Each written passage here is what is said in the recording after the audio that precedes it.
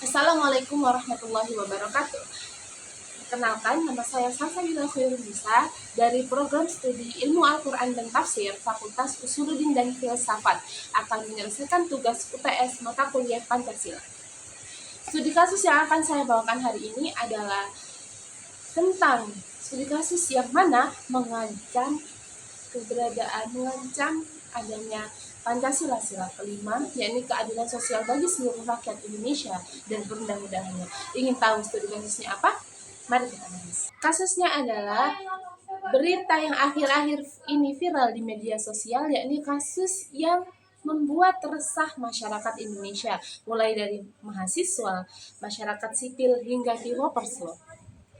Yakni baru tanggal 20 Maret kemarin, DPR RI mengesahkan rancangan UU perubahan Undang-Undang Nomor 34 Tahun 2004 tentang TNI secara resmi disahkan.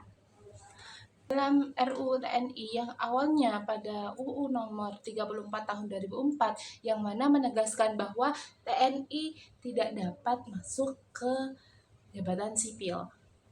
Dan ada pun 3 poin yang berubah dalam UU TNI ini, yakni yang pertama ada operasi militer selain perang. Ada penambahan beberapa OMSP di bidang TNI, seperti penanganan gerakan separatis bersenjata, aksi terorisme, hingga pengamanan wilayah yang terbatas.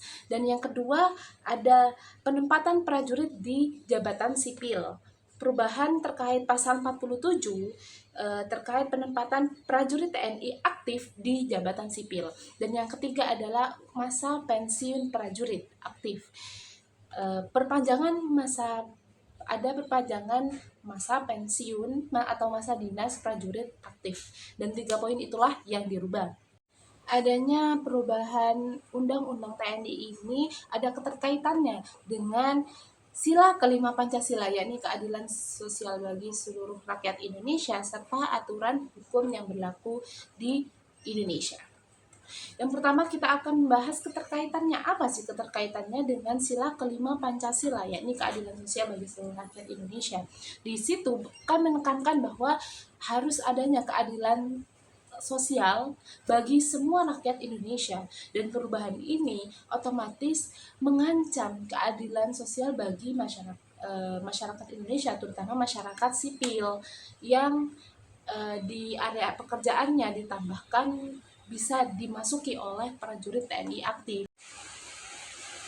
Dalam revisi UU TNI ada beberapa ketentuan yang dinilai dapat menimbulkan potensi ketidakadilan sosial. Yang pertama dari penempatan prajurit TNI di jabatan sipil. Nah, revisi UU TNI ini membuka peluang banyak bagi prajurit masa aktif TNI, sehingga banyak penempatan jabatan sipil yang ketika prajurit TNI masuk ke dalam jabatan sipil, maka jabatan sipil yang dapat ditempati oleh masyarakat sipil menjadi berkurang. Jadi kesempatan bagi masyarakat sipil untuk berkontribusi dalam pemerintahan dapat berkurang. Dan yang kedua ada operasi militer selain perang. Nah, ditambahkannya EMST ini termasuk menangani aksi terorisme, separatisme, dan lain sebagainya. Dalam sisi perundang-undangan, ada Undang-Undang Dasar 1945 pasal 27 ayat 1. Dalam konteks pasal ini, revisi UU TNI harus memastikan bahwa kesetaraan warga negara dalam hukum tetap dijaga. Jangan sampai terjadi dominasi prajurit TNI yang jabatan sipil dapat mengaburkan batas antara ranah militer dan sipil. RUU TNI ini adalah cerminan dari bagaimana Indonesia menata hubungan antara militer dan masyarakat sipil. Sudah sepatutnya kita sebagai warga negara ikut mengawal implementasi kebijakan ini agar tetap sesuai dengan prinsip demokrasi, supremasi hukum, dan keadilan sosial bagi seluruh rakyat Indonesia. Sekian dari saya. Wassalamualaikum warahmatullahi wabarakatuh.